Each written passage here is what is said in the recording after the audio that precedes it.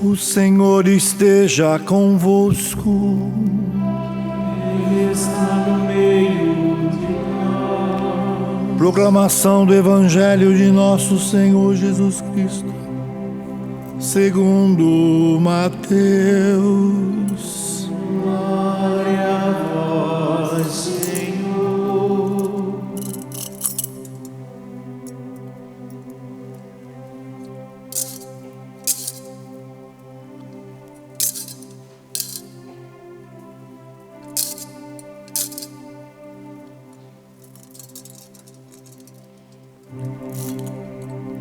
Naquele tempo, Jesus foi à região de Cesareia de Filipe e ali perguntou aos seus discípulos: quem dizem os homens ser o Filho do Homem? Eles responderam: alguns dizem que é João Batista, outros que é Elias, outros ainda que é Jeremias ou algum dos profetas.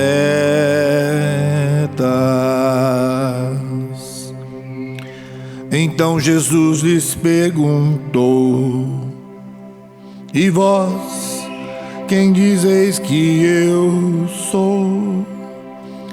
Simão Pedro respondeu: tu és o Messias, o Filho do Deus vivo.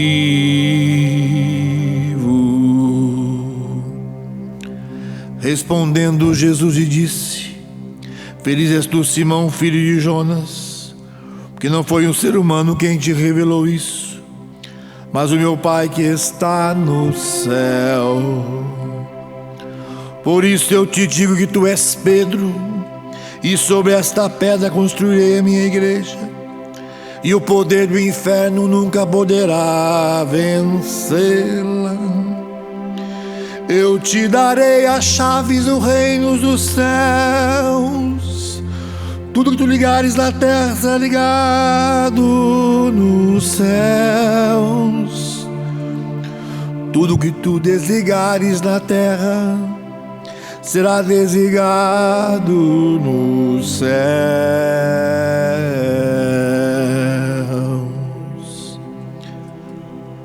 Palavra da salvação. Glória a vós, Senhor.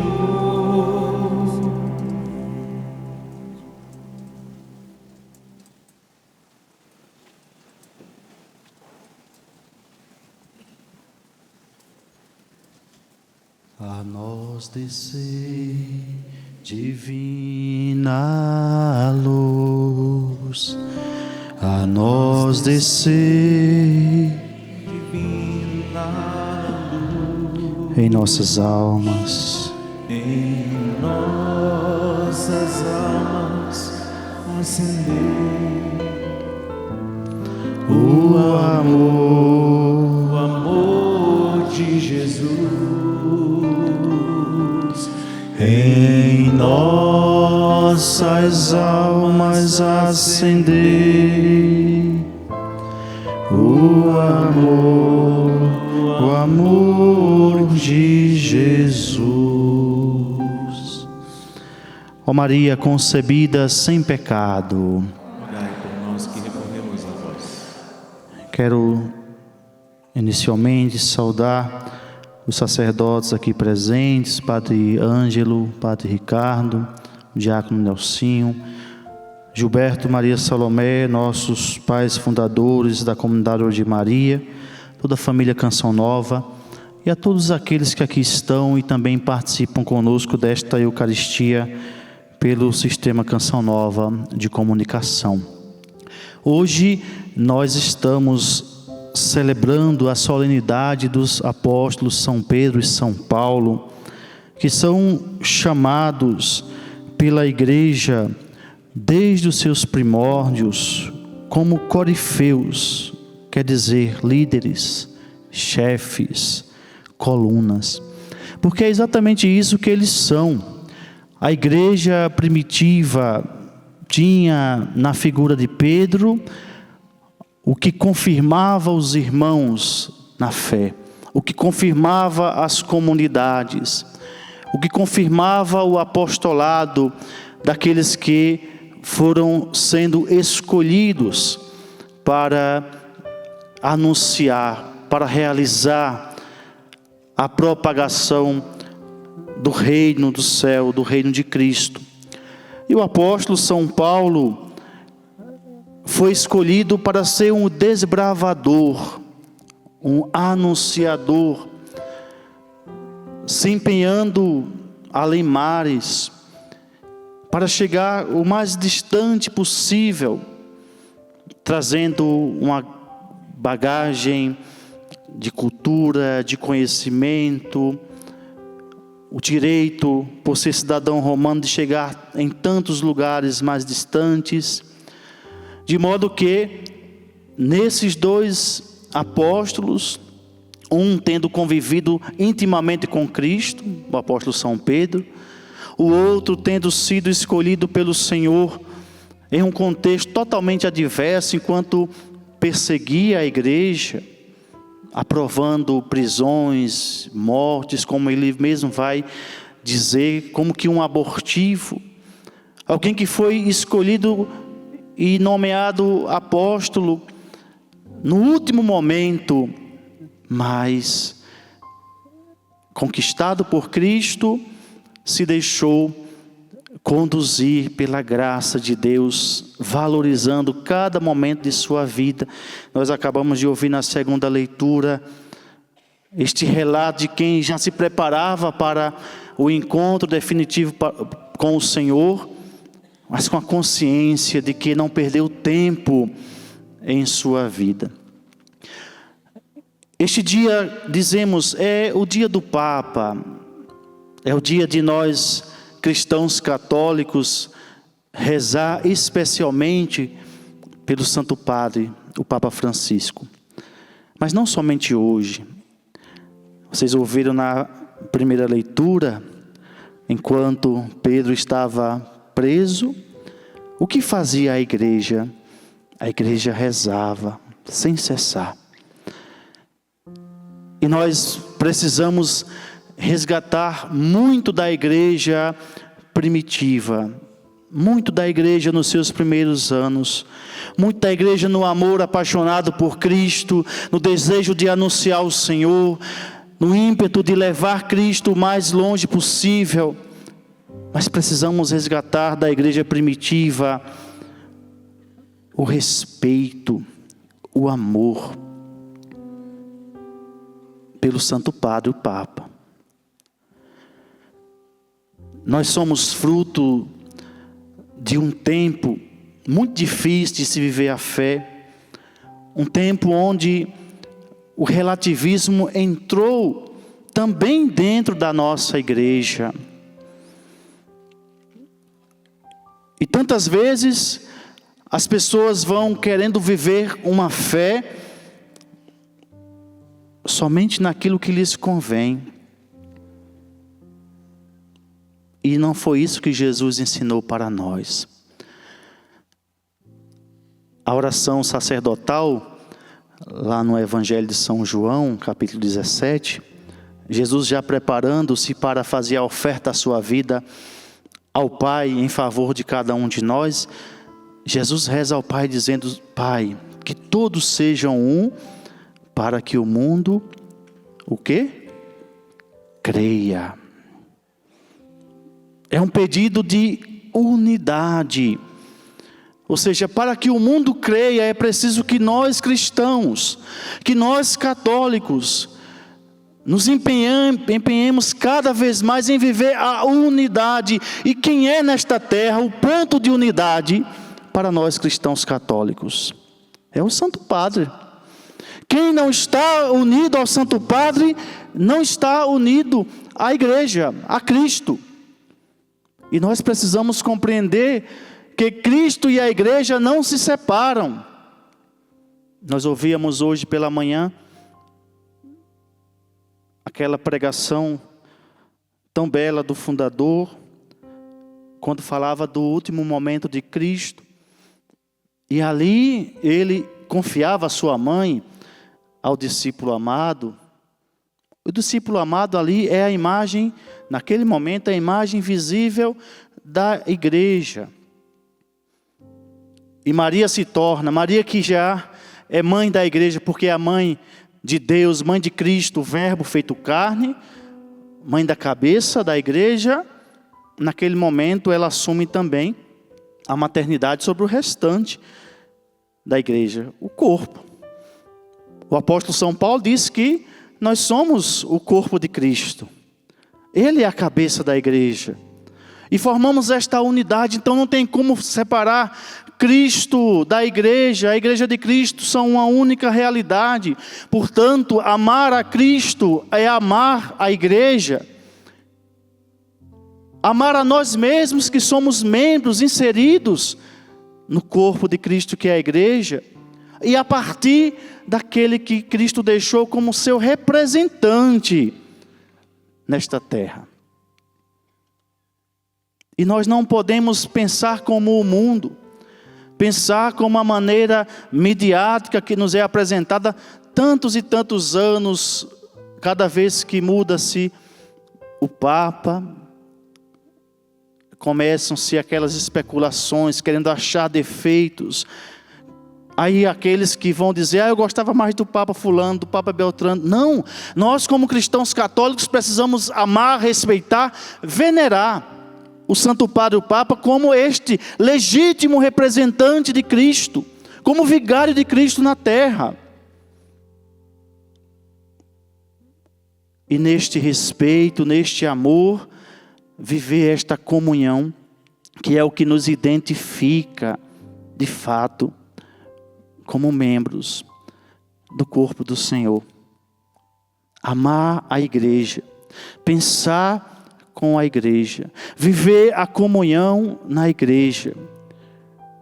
Não pensarmos uma fé desligada ou uma fé conveniente, porque senão a gente vai cair no mesmo erro que caíram os nossos irmãos separados, mas de uma maneira bem pior.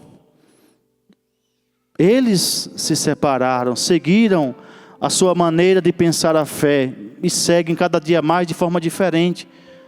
Mas nós vamos correr o risco de, dentro da igreja, viver uma fé diferente, viver uma fé à parte, pensarmos uma vivência de fé de um modo opcional. E é isto que nós não podemos permitir. A fé não é um caminho relativo. A fé não é um caminho de conveniência. Viver a fé na igreja não é um meio aonde eu vou buscar satisfazer as minhas próprias convicções e vontades. Ao contrário, a proposta de Jesus é um caminho único. Eu sou o caminho. A verdade única, eu sou a verdade. Uma vida única, porque a vida que Jesus nos concede, como diz o apóstolo São Paulo, nessa segunda leitura que nós ouvimos, é a coroa da justiça, é esta vida plena, esta vida gloriosa que nos será entregue, mas será entregue a cada um de nós como consequência da vida que nós optamos, acolhemos nesta nossa caminhada aqui de peregrinos que nós estamos fazendo. E na medida em que nós fazemos na unidade da igreja, nós vamos tendo a garantia. A Constituição dogmática do Vaticano II, Lumen Gentium, diz: a igreja é sacramento universal de salvação. Ou seja, é a garantia, é o sinal por excelência. Santo Irineu já dizia, fora da igreja não há salvação. E o entendimento de igreja aqui, não pense apenas a instituição, mas a realidade que não é visível, que não é palpável. O corpo de Cristo, aonde aqueles que foram inseridos neste corpo pelo santo batismo, bebem desta graça, experimentam esta graça. E viver esta fé é fundamental. Nós não podemos, meus irmãos e irmãs, pensar as escolhas de Deus com a nossa maneira de escolher e de pensar. No evangelho da vigília desta solenidade, o evangelho de ontem ao entardecer, é aquele texto que nós conhecemos bem, São João no capítulo 20. Quando Jesus, depois de ressuscitado, vai ao encontro dos discípulos lá às margens do mar da Galileia. E ali, encontrando os discípulos em uma pescaria frustrada, como aquela do primeiro momento em que ele os chama, em que Pedro fica espantado, manda até o Senhor se afastar dele porque se sente pecador. Nesta segunda pesca milagrosa que Jesus faz acontecer depois de uma noite inteira sem nada pescar, o que Jesus faz com Pedro? Um momento para que ele, a partir do amor, pudesse recomeçar, porque Pedro tinha falhado, tinha negado Jesus 3 vezes. 3 vezes Jesus pergunta a ele: tu me amas? E a gente já sabe todo este enredo. Mas o que é que eu quero trazer para nós? A escolha de Cristo foi sobre a vida de Pedro. Quem foi, ouvimos pela manhã, quem foi que estava aos pés da cruz, juntamente com a Virgem Maria? Quero que todo mundo diga bem forte. Quem foi? Foi fraco. Quem? João, o discípulo amado. Mas a quem Jesus entrega a chave do reino dos céus? Mesmo depois que Pedro negou Jesus, a quem Jesus entrega a chave do reino dos céus? Vocês têm certeza disto? Jesus não mudou de ideia, não mudou o chamado, não mudou a missão, mesmo quando Pedro chegou a dizer: eu nem conheço esse homem, nunca vi. Lá na margem do mar da Galileia, o discípulo amado estava, João estava. Jesus poderia ter dito assim: João, ocupa o lugar de Pedro, já que ele me negou, já que ele falhou em algum momento. Não, a marca estava sobre Pedro. E quando nós, hoje, atualizando esse mistério da igreja, da missão da igreja e da missão confiada a Pedro. Pedro está hoje em missão, personificado na pessoa do Papa Francisco. Então, neste momento, eu queria convidar todos a ficarem de pé. E nós vamos, concluindo este momento, fazer uma oração pelo nosso Santo Padre, o Papa. Todas as missas o sacerdote já faz esta oração, rezando pelo Santo Padre, o Papa. Mas hoje especialmente, talvez, quantas vezes nós deixamos de rezar e caímos no erro de falar mal, de criticar. Ainda mais hoje em dia com as redes sociais, tem tantos doutores da igreja, né?